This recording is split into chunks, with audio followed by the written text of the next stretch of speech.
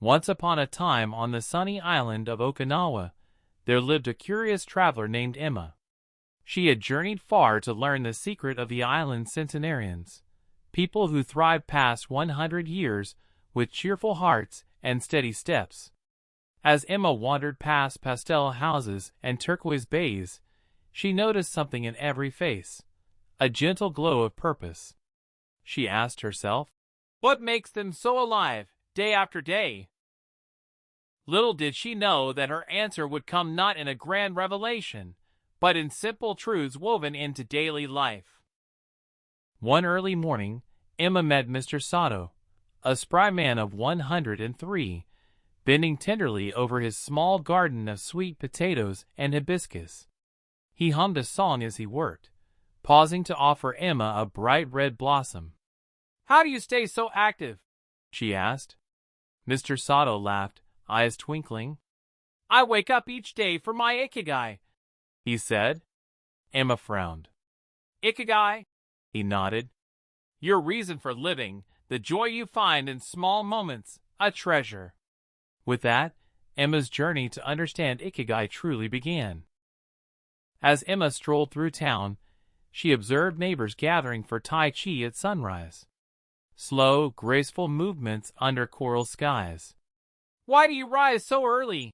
she inquired of a graceful woman named Hannah. Hannah smiled, arms rising like cranes. "These exercises bring flow.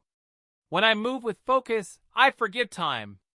That is flow, complete immersion. It keeps my mind sharp." Emma mirrored the stretches and felt a calm rush of energy. She realized that meaningful movement, even gentle, could awaken the body and spirit. Later that afternoon, Emma found a group of friends playing cards under a pergola draped with bougainvillea. The friends laughed, young and old, sharing stories and chutney. When Emma asked the oldest among them, Mrs. Takeda, what kept her laughing, Mrs. Takeda replied, "Connection. I belong. We celebrate each other's small victories, we mourn losses together, and every day we remind ourselves we are part of something bigger." Emma joined in, playing a simple matching game. She felt warmth blossom in her chest. True happiness, she saw, comes when we give and receive care. That evening, Emma visited a humble cafe where chefs sliced fish with artful precision. "Why so calm?" she asked the head chef, Mr. Ito, who moved like a dancer. He smiled.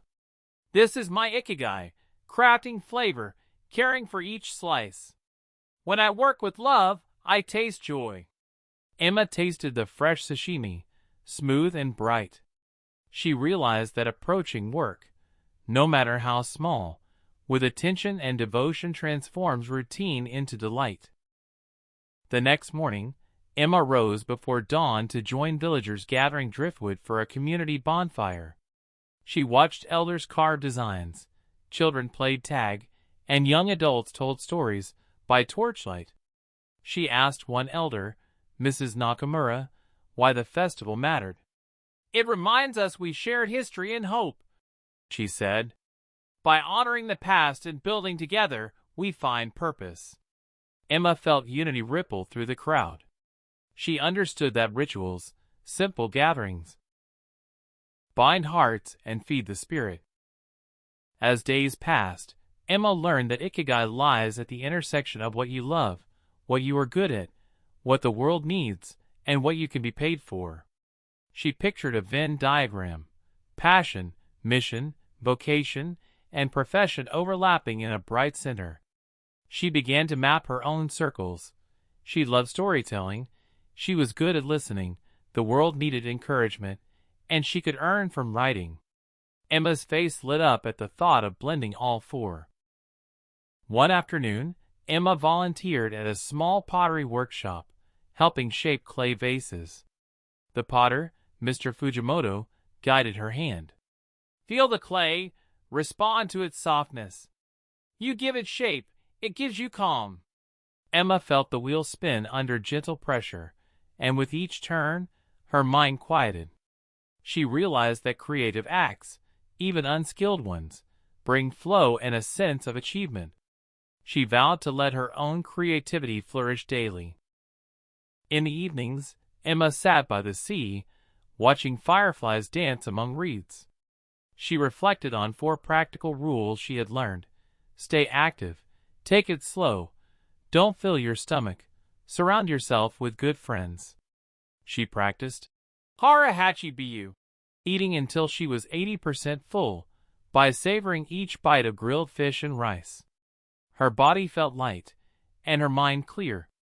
Emma noted that small, disciplined habits, walking after meals, sipping tea mindfully, accumulate into robust health. When Emma felt tired, she reached for a cup of community, the local Moai, a small support group of friends who met regularly to share food, advice, and laughter. Each member contributed according to their means, time, skills, or money, and received help when needed. Emma offered language lessons in return for gardening tips. She saw how mutual support eased burdens and enriched lives.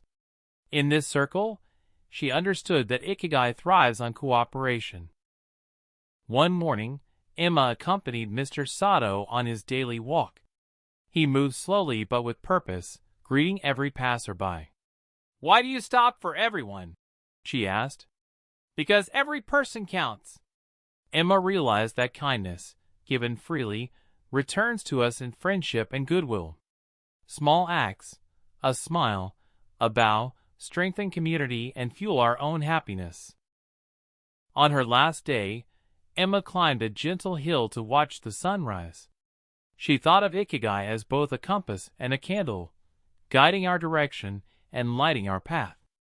She understood it was not a goal but a practice, an ever-evolving dance of passion, purpose, and presence. She vowed to carry little pieces of Okinawa's wisdom home, to move with flow, to savor each meal, to nurture friendships, and to listen for her own Ikigai every morning. Back in her own village, Emma began each day with a stretch, then she wrote stories in a sunlit corner.